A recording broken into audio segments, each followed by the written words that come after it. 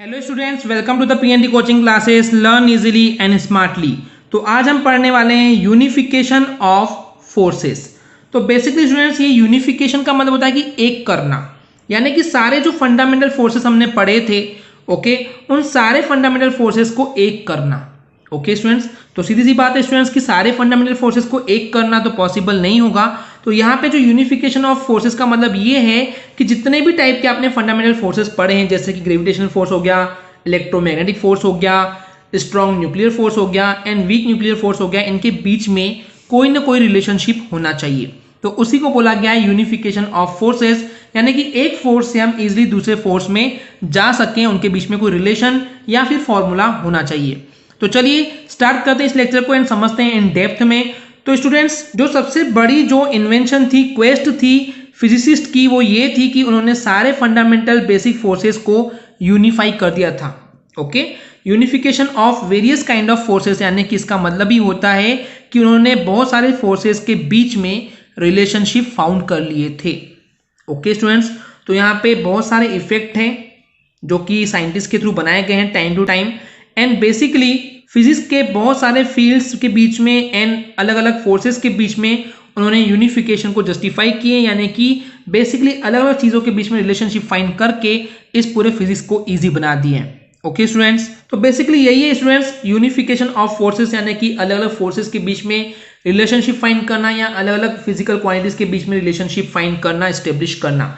चलिए अब इसके कुछ एग्जांपल्स देखते हैं जहां पे ये ऑलरेडी किस तरीके से यूनिफिकेशन किसने दिया हुआ है, किस साइंटिस्ट का नाम है। चलिए वन बाय वन देखते हैं। The very first example is, सबसे पहले जो है in the year of 1687 sir Isaac Newton ने क्या किए थे, टेरेस्ट्रियल बॉडीज का जो मोशन, टेरेस्ट्रियल मतलब कि जो आसमान में, जो यहाँ पे ब्रह्मांड में, जो आपको अंतरिक्ष में, स्पेस में जो आपको जितनी भी बॉडीज है उनका जो मोशन है, उनका रिलेशन दिखाए थे। एंड उसके अलावा वहां पे जो हेवनली बॉडीज थी उनका रिलेशन दिखाए थे कि बेसिकली इनके बीच में भी एक ग्रेविटेशनल फोर्स होता है। ओके स्टूडेंट्स, यानी कि जो भी स्पेस में जितने भी बेसिकली आपको बॉडीज दिख रही हैं, उन बॉडीज के बीच में ग्रेविटेशनल फोर्स काम करता है। एंड इस पूरे कंसेप्ट को एक्सप्लेन किया गया था न्यूटन के लॉ ऑफ ग्रेविटेशन के अंदर। ओके स्टूडेंट्स, तो इस तरीके से terrestrial and the celestial mechanics के बीच में यूनिफिकेशन पॉसिबल हो पाया था। टेरेस्ट्रियल मतलब कि जो आपको आसमान में दिखते हैं, सेलेस्टियल यानी कि जो आपको जमीन पे दिख रहे हैं। तो इस तरीके से उनके बीच में, उनके मोशन के बीच में रिलेशन फाइंड किया गया था। ओके स्टूडेंट्स, सेकेंड एग्जाम्पल है in the year of 1820 Hans Christian Oersted ने ये दिखाया था कि इलेक्ट्रिक एंड मैग्नेटिक जो फिनोमेना है वो इनसेपरेबल, यानी कि दोनों अलग अलग बिल्कुल भी नहीं है। एंड वहां से एक नई चीज, नया कंसेप्ट आया था, इलेक्ट्रोमैग्नेटिज्म। बाद में इसको बहुत अच्छे से एक्सप्लेन किया गया था एंड वेरीफाई किया गया था किस साइंटिस्ट के थ्रू, माइकल फैराडे के through in the year of 1830। Okay students, next example है in the year of 1873 James Clerk Maxwell ने यह दिखाया था कि जो लाइट है, लाइट की जो वेव्स हैं वो इलेक्ट्रोमैग्नेटिक वेव्स होती हैं। ओके, तो इस तरीके से उन्होंने ऑप्टिक्स एंड इलेक्ट्रोमैग्नेटिक्स के बीच में यूनिफिकेशन, यानी कि उनके बीच में रिलेशन शो किया था। ओके स्टूडेंट्स, नेक्स्ट एग्जांपल में बताया गया कि इन द ईयर ऑफ 1905 से लेकर के 1915 में अल्बर्ट आइंस्टीन ने एक बहुत ही फेमस फॉर्मूला दिया था, दैट इज E = mc²। तो वहां पे मास एंड एनर्जी के बीच में रिलेशन दिखाया गया था।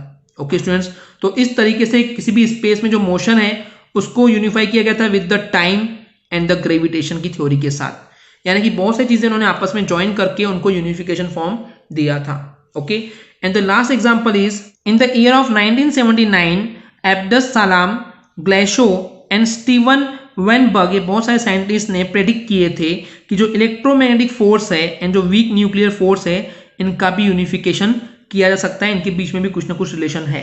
ओके, तो उनका जो ये प्रेडिक्शन था बाद में वेरीफाई भी हुआ एक्सपेरिमेंटली, एंड उसको जो प्रूव किया था वो थे कार्लो रूबिया एंड उसकी एसोसिएट, यानी कि पूरी टीम ने इसको प्रूव करके दिखाया था। ओके स्टूडेंट्स, तो इस तरीके से टाइम टू टाइम बहुत सारे जो अलग अलग फंडामेंटल फोर्सेस हैं उनके बीच में रिलेशन रिप्रेजेंट किया गया था, एस्टेब्लिश किया गया था, एंड इस तरीके से सारे फोर्सेस का यूनिफिकेशन पॉसिबल हो पाया था। ओके स्टूडेंट्स, आई होप आपको क्लियर हो गया होगा। अगर आपको हमारी वीडियो से कुछ भी सीखने मिला या नॉलेज मिला तो प्लीज हमारे चैनल को सब्सक्राइब कीजिए एंड वीडियो को लाइक जरूर करें। आज के लिए इतना ही, थैंक यू।